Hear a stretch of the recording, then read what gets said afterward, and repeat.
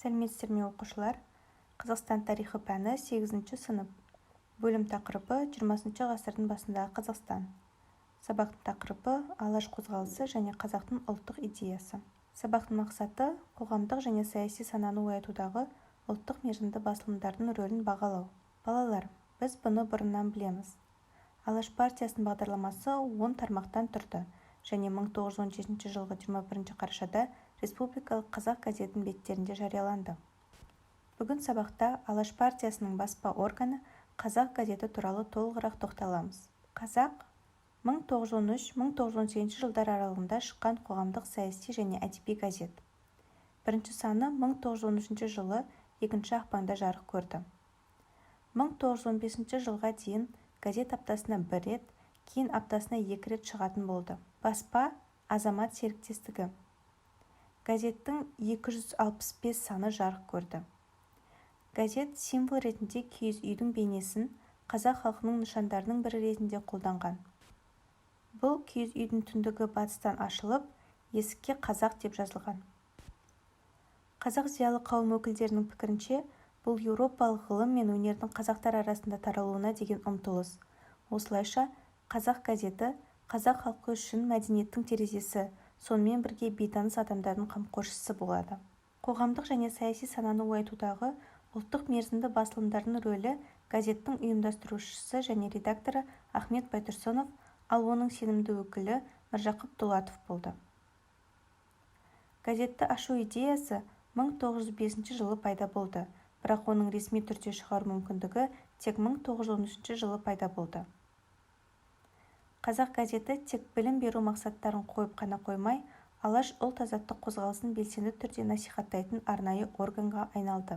1906 жылға дейін қазақтарда ана тілінде бірде-бір газет немесе журнал болған жоқ. Олардың жеке баспаханасы да болған жоқ. Алаш қозғалысының жетекшілері Әлихан Бөкейхан, Ахмет Байтұрсынұлы, Міржақып Дулатұлы және басқалары Бірінші мемлекеттік думаның таратылуына дейін 1905 және 1906 жылдың бірінші жартысында ұлттық газет шығаруға тырысты. 1905 жылдың шілдесінде олар орыс патшасының мекен-жайына қарқаралы петициясын жіберді. Оның 3-ші абзацында қазақ халқының қазіргі қажеттіліктерін білу үшін газеттерді қазақ тілінде шығару қажет. Бұл алдын ала цензурасыз және ашық баспаханаларсыз газеттердің жариялануының нақты тәртібін белгілеуді талап етеді. 1905 жылдың қарашасында Әлихан Бөкейханов Мәскеудегі Ресейдің земство және қала басшыларының съезінде осындай талаппен сөйлейді. Қазақтардың ең басты қажеттілігі ана тілін пайдалану бостандығы. Бұл әсіресе алдағы сайлау науқанына байланысты қажет.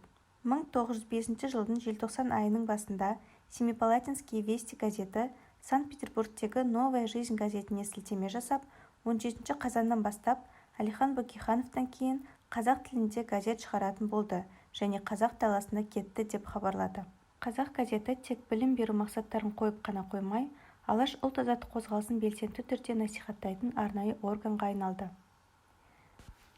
Газетте өзінің құрылтайшыларынан басқа сол кездегі Мұстафа Шоқай, Мұхамеджан Тынышпайұлы, Шәкәрім Құдайбердіұлы, Ғұмар Қараш, Райымжан Марсеков, Жұмағали Тілеулин, Абдулғазиз Мұсағалиев, Мағжан Жұмабаев, Хайреддин Болғанбаев, Халел Ғаббасов, Жақып Ақбаев, Жанша Сейдалин, Сұлтанмахмұт Торайғыров, Ахмет Маметов, Сәбит Дөнентұлы, Халел Досмұхамедұлы және тағы басқалары мүшелік етті. 5 жыл ішінде қазақ газеті барлық алдыңғы басылымдардан асатын тираж алды.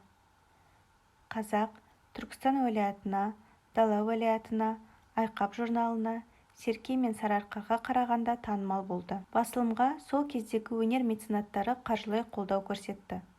Патша үкіметінің саясатына байланысты басылымның бас редакторы Ахмет Байтұрсынов бірнеше рет қудаланды. Қазақ газетін қазіргі қазақ газеттерінің ұрпағы деп атауға болады.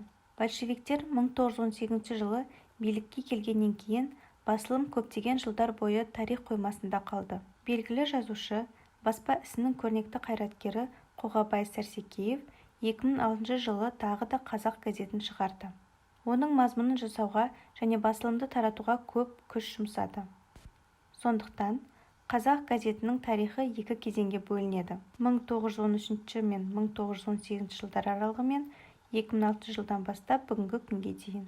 6 және 7 параграфтардың материалдарына сүйене отырып, төмендегі тармақтар бойынша Қазақ ұлттық газеті үшін қысқаша деректер жинағын құрастырыңыз.